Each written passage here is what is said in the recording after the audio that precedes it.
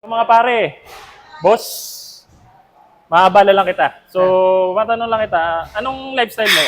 So, gano'n ka nakatagal nag-workout, mga gano'n? Parang sa workout ko, 3 months pa lang. 3 months ka Tapos pa lang. working ako sa So, parang 8 to 5. 8 to so 5. sa isang linggo, nakakailan ka? 3, parang maximum of 3 lang per Maximum week. 3. May specific meal plan ka bang pinapalo, mga gano'n? Ano po, more on carbs. More on carbs. Pero With saan mo nakuha yung mga meal plan na yun? Yung pong mga, Kung may pinapalo akong meal plan, wala. Kung ano lang makain, kung ano lang available.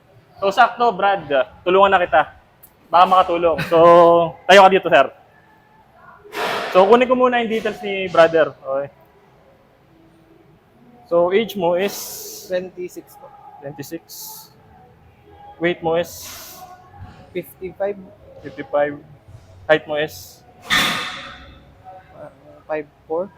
4. Activity level mo, parang 3 to 5, di ba? Sabi mo. So, fitness level mo is beginner. Di ba?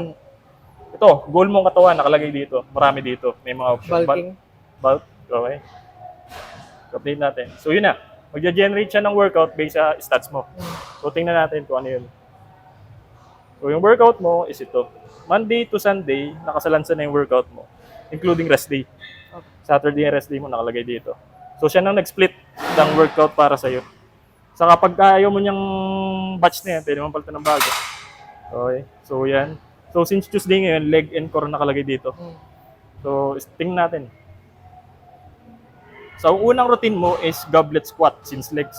So, siya na yung nag-isip kung gaano kabigat yung weight na bubuhatin mo, 10 to 20 kg, based on your fitness level. 3 sets of 12, 90 seconds rest. So, yan. So, halimbawa, hindi mo alam yung goblet squat yan. Hindi mo alam, di ba? Minsan, play natin video. So, tuturuan ka niya.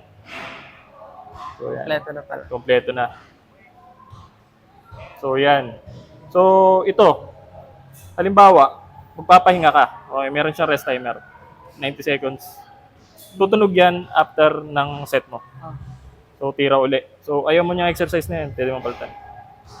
So, yan. Air squat. Yan mo yung combination niya. Body weight sa weights. Pinagsama niya. Functional. So, hindi boring yung workout mo. So, yun. Maraming choices. Maraming choices. Pwede mong palitan. Pwede mong mag-simulate ng bago. Ito, halimbawa, ayaw mo niyang batch na yan. Pwede mong palitan ng bago. Yan, iba na yan. Magkakaiba na yan. Tamo naging upper body yung Tuesday mo. So, yan. Overhead dumbbell press, lat pull down, dumbbell bicep curl. So, yan. So, itong malupit dyan, Brad. Ito yung meal plan. So, yan. Siya na yung nag-calculate ng calorie intake mo per day, which is 2,200. Na kailangan mo ma-hit calorie intake per day. Balance meal to, ha. So, Monday to Sunday, siya na yung naglagay ng almusal hanggang hapunan mo. So, check natin Tuesday. So, pancakes with condensed milk and banana. So, mostly Filipino food. Okay. Pepper rice meal. Egg and sandwich. So, halimbawa, hindi ka marunong magluto. Okay. Meron din video yan. So, wala ka na hanapin pang iba. So, yan. Anong app po yan? Install ko sa'yo mamaya. Bulong ko sa'yo mamaya. So, Wala lang storage phone ko eh.